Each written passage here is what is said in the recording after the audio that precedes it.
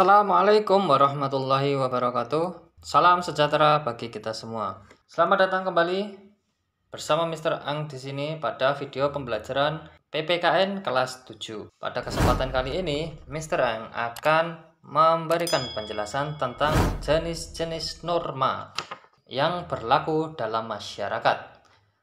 Bagaimana penjelasan selengkapnya? Mari saksikan bersama-sama video berikut ini.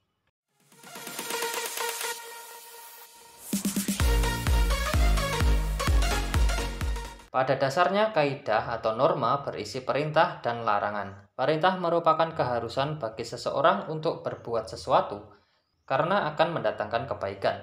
Sebaliknya, larangan merupakan keharusan bagi seseorang untuk tidak berbuat sesuatu karena akan menimbulkan hal yang tidak baik. Berkaitan dengan hal itu, sistem norma yang berlaku bagi manusia dapat dikelompokkan menjadi berikut ini. Yang pertama dilihat dari tingkat sanksinya. Yang pertama ada tata cara atau usage. Yang kedua ada kebiasaan atau vokwiss. Tiga ada tata kelakuan atau mores. Keempat ada adat atau customs. Dan yang kelima ada hukum atau laws. Tata cara merupakan norma yang menunjuk kepada satu bentuk perbuatan dengan sanksi yang sangat ringan terhadap pelanggarnya. Misalnya, aturan memegang garpu atau sendok ketika makan, cara memegang gelas ketika hendak minum, dan mencuci tangan sebelum makan. Pelanggaran atau penyimpangan terhadapnya tidak akan mengakibatkan hukuman yang berat, tetapi hanya sekedar celaan atau dinyatakan tidak sopan oleh orang lain. Kebiasaan atau vokwiss merupakan cara bertindak yang digemari oleh masyarakat sehingga dilakukan berulang-ulang. Vokwiss mempunyai kekuatan mengikat yang lebih besar daripada usage. Misalnya, mengucapkan salam ketika bertemu dengan orang lain, membuang sampah pada tempatnya, dan juga membungkukkan badan sebagai tanda hormat kepada orang yang lebih tua.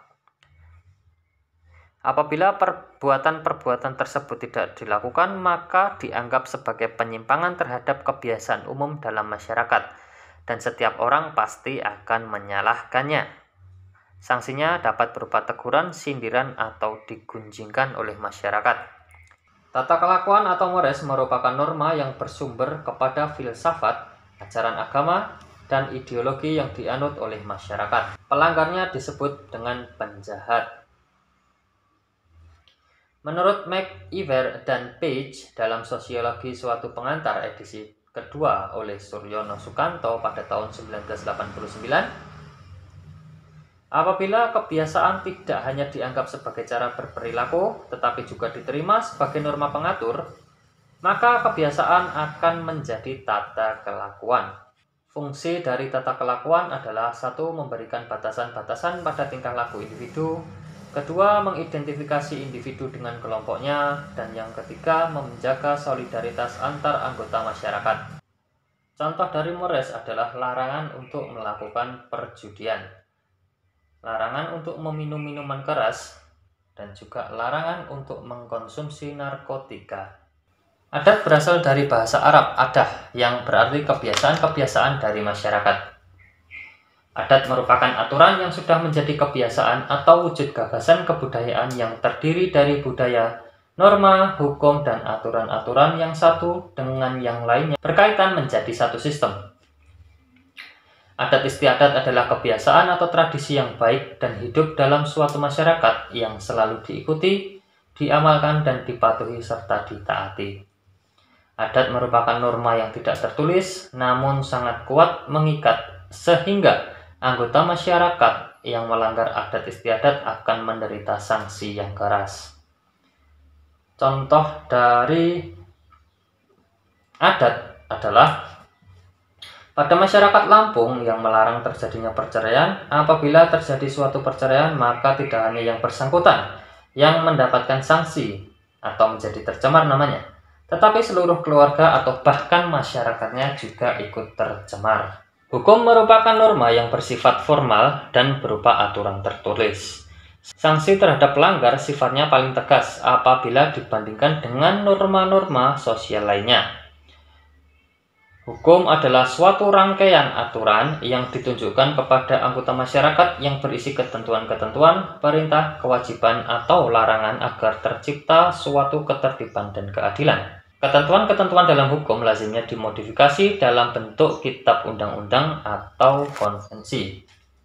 Lalu jenis norma dilihat dari sumbernya. Yang pertama ada norma agama, lalu norma kesusilaan, norma kesopanan, dan juga norma hukum. Norma agama merupakan ketentuan-ketentuan hidup bermasyarakat yang bersumber pada ajaran agama. Jadi dengan kata lain, norma agama adalah peraturan hidup yang diterima sebagai perintah, larangan, dan ajaran yang berasal dari Tuhan. Ajaran-ajaran Tuhan ini terdapat dalam kitab suci masing-masing agama, seperti Al-Quran bagi agama Islam, Alkitab bagi agama Katolik dan Protestan, Tripitaka bagi agama Buddha, Weda bagi agama Hindu, dan juga Sisu Jing bagi agama Konghucu. Norma kesusilaan merupakan peraturan hidup yang dianggap sebagai suara hati sanubari manusia. Peraturan hidup ini berupa bisikan kalbu atau suara batin yang diakui dan disadari oleh setiap orang sebagai pedoman dalam sikap dan perbuatannya. Contoh dari norma kesusilaan adalah hendaklah kita berlaku jujur dan juga hendaklah kita berbuat baik terhadap sesama manusia. Norma kesopanan merupakan peraturan hidup yang timbul dari pergaulan segolongan manusia. Peraturan-peraturan ini diikuti dan ditaati sebagai pedoman yang mengatur tingkah laku manusia di sekitarnya.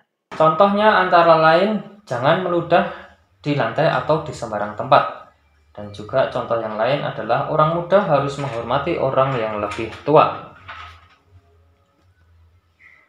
Norma hukum merupakan peraturan hidup yang dibuat oleh penguasa negara yang memiliki sifat memaksa, mengikat, dan memiliki sanksi yang tegas. Contoh dari norma hukum adalah peraturan lalu lintas, undang-undang, dan juga sebagainya. Norma hukum adalah ketentuan tertulis yang berlaku dan bersumber pada kitab undang-undang negara. Pengertian hukum antara satu dengan yang lainnya tidak selalu sama, dikarenakan hukum mempunyai ruang lingkup atau cakupan materi yang sangat luas, hukum memiliki sifat yang abstrak, dan perkembangan dari hukum itu sendiri dinamis selaras dengan perkembangan masyarakat.